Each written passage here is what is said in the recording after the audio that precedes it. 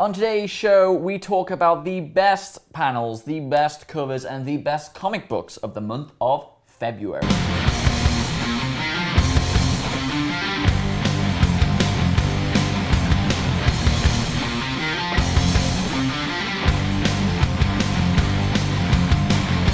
Okay, so another month has passed. Yes, it has. It's been a great month in comics. A lot of stuff has happened. As usual, we're going to go through our favorites, some of our favorite moments, covers, issues.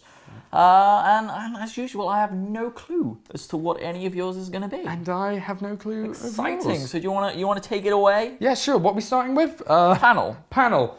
Which is this book here.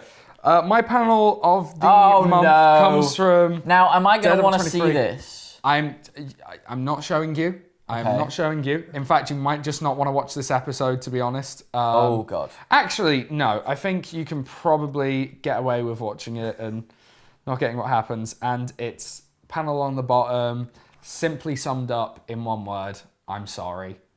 Oh, this book kind of broke me a little bit. Like, I finished reading it on the train, and I just kind of sat there miserable for the rest of the journey, just upset, because it was so emotional, and the way they handle it on the last page is beautiful. Why you're not reading this issue by issue, pains me. Circumstances why. I know. Hey, the next one comes out, or came out this week, so pick that up. Came out this week? Yeah. Like, I could have bought it today? Yeah.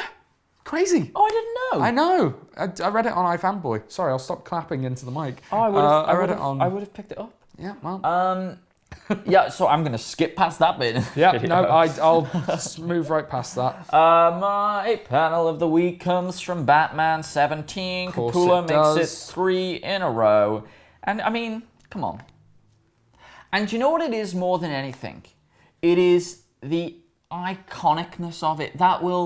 It'll just stick with me. Yep. It will, like, and it's not only that, it's what's come before it. Yep. Like, it's everything that's been leading up to that moment. It's the excitement that I felt. It's the page turn. It's the very kind of banal, everything we've already seen before, kind of usual, and then bang, as if the Joker is welcoming us in to his party, and in fact he is, because we're in the seat where Batman's sitting, right? That's what it's drawn from. It's as if Batman's looking in. So we are Batman. We see what he sees for the first time, which is just fantastic. And the ta-da and the reveal and the theatricality of it. Yeah. Shines through. Oh, it's perfect. The fact that he's wearing his old Joker suit again. He's been wearing the things, and he dresses up for the occasion. He's wearing the old suit that we're all familiar with. You know, all the Robins, the heads tied up, and Batgirl, this weird kind of lion thing.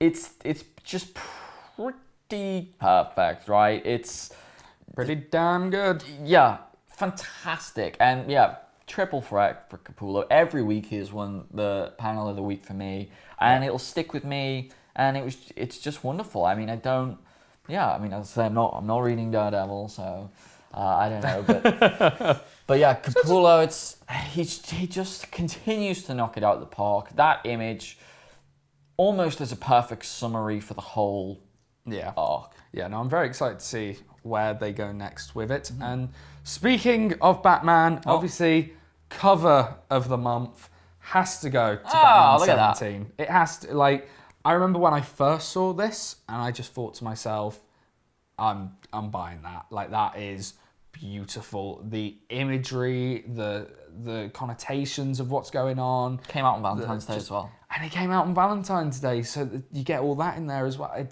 That's all I can say. Capullo, you are master. And it just follows off all the points you said. The man is just incredible at what he does. Yeah, and I mean, I guess the reason that I didn't pick that cover, I mean, I do love it, is sort of the fact that I feel like the idea of it and the imagery is stronger than the actual look of it itself. I don't like the fact that we have the black background and also the focus is dark.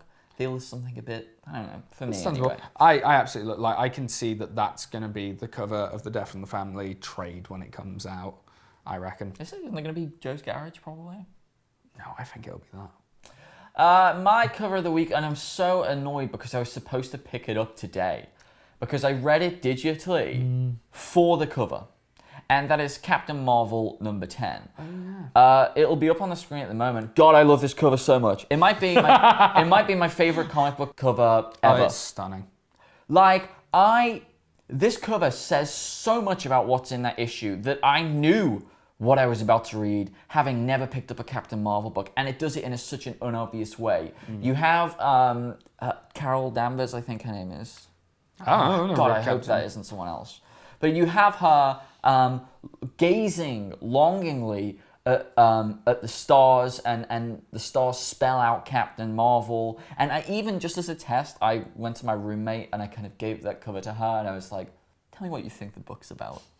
And she was like, What are you doing? I'm trying to do my work. Go away. And I was like, tell me what you think. Tell me. But because if you really read this cover, you see this character, you see the difference, you see how much space the actual kind of atmosphere takes up and how small she is. You can see that she's looking on her past with longing and possibly regret, and there is just so much there, and it is so rich. And the flight jacket and the planes in the background, we know it's something to do with flying, and I love it. Yeah. I love it. Loves it. It made me buy the book. By the way, the book was fantastic as well, and that's now a book I'm buying. I'm gonna get traits. That is now a book I'm buying. So yeah, God, I love that cover. Right, so your favorite issue is one of those two, right? Because I see you have no more. Incorrect. Oh. I actually think it might be what you've got sitting over there. Oh. I think maybe this could be very presumptuous of me. I'm not sure whether to let you reveal yours first, things how you have it. Okay, well I guess I'll go first. Go for it. Unorthodox. Yeah, crazy. My issue of the month is Batman Incorporated number 8. Second month in a row, we both completely agree. And how could it not be? How could it not be? Like we discussed, what a perfect exit, possibly. He's still holding on for a wonderful character, and not only that, it's. I almost have to give it for the patient build up to it, for the weight of it. Yep.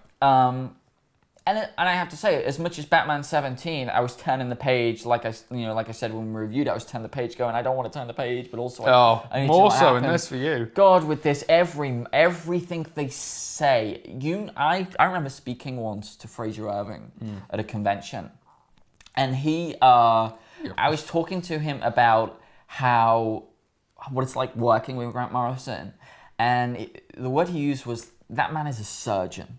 Yeah. I will get a script, I will do the things, and when I see the dialogue, the second he inserts, he twists, the slightest word, the thes and the ands, they're there, they're not there, he tweaks, and it is very important to him that the characters say exactly the right things at the right times. And boy, does that come across in that book. Like, everything Damien says is just an homage to what's been.